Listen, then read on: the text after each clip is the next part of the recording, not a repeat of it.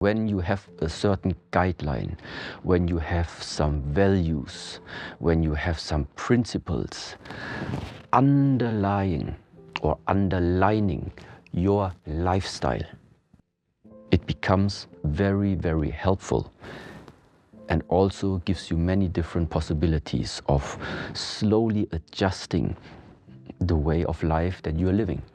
Our previous generations, they already gathered so much experience that in the best case, this type of knowledge can be passed on to the next generation.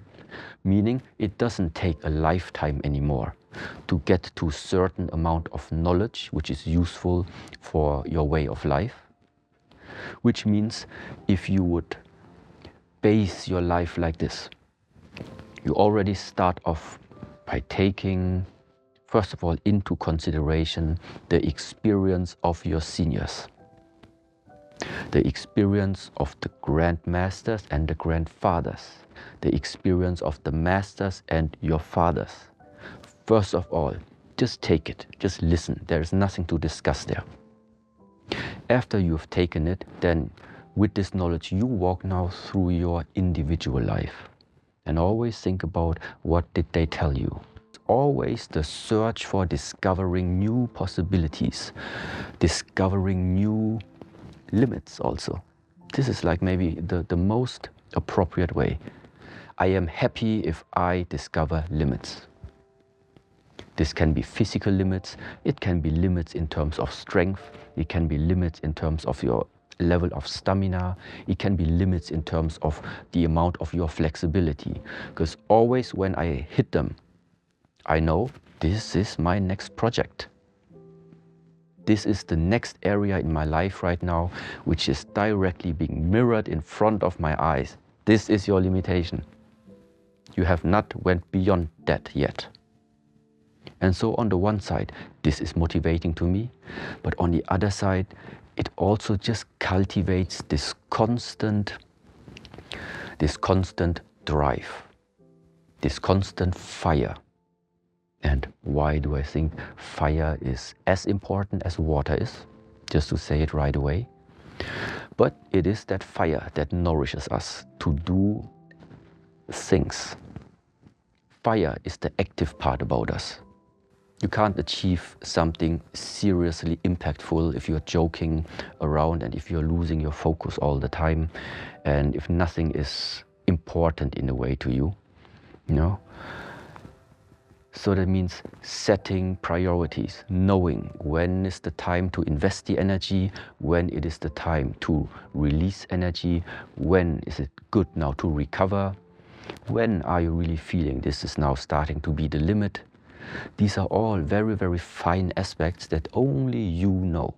It means the awareness is with myself. I can feel the changes throughout the practice that are happening inside of my body. I can feel if something is blocked. I can feel if there is potential to release some energy somewhere and invest it somewhere else. This is like this whole idea of an internal practice, a quiet practice. And so it is the how, in which mindset are you doing the things that you are doing. I think this is what matters. And at the end, it is insight. You gain more insight into yourself. What is the result? More performance. More being able to tickle the potential out that is, let's say, sleeping inside of you. It doesn't matter what type of practice you're doing. It is the way that whatever it is, be aware of what's going on the inside. Use these outside movements in order to get inside. Use all of this because of the repetition, because of the consistency that it is happening every day. This is why it's possible for you to watch deep. If circumstances are changing every day too quickly, it's difficult to find something stable about it. This is why repetition, repetition, repetition. Yeah, it's like in the simple way of the process of learning, when I show you how a specific movement is done. Number one is I show you, you are watching me and I show you how it's done. So you are starting to copy me.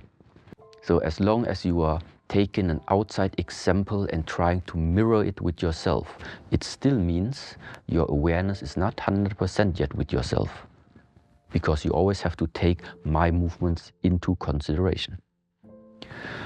But once you repeat this and practice this, one day I can disappear. You are just by yourself in front of the mirror, and then you already know the movements. So the capacity of your mind to think about, okay, what needs to be done, what is the next step, it slowly starts to disappear. So the capacity of thinking about what to do disappears. And what replaces the thinking now?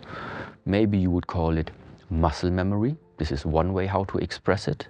And in Asia or in the martial arts, sometimes we say, well, meanwhile, the movement has went into flesh and blood. It has become part of your being. Now, once the movement, the technique is part of your being and the mind meaning is now free, now you can use that mind in order to penetrate actually into what are you doing and start now. Now the way starts. Now you have it. Now it's up to you to cultivate it. Yes? And that one gives insight, because now the mind is free to discover many, many things that go on inside of there. And now it's not just about the martial art movement. This principle of you think a lot about what needs to be done, then it is being replaced and the mind is free. This now we apply to the life itself. This is the reason why waking up and thinking too much about what to do today, you don't even reach the state of being able to immerse into your daily life, because you're still in figuring out 24 hours a day what to do. You're still thinking about your life. Yeah, but thinking is something different than experiencing, than sensing, than feeling life itself. This is why all these methods, stop thinking, meditate, discipline your thoughts. Stop thinking too much. Don't go into the past. Don't go into the future.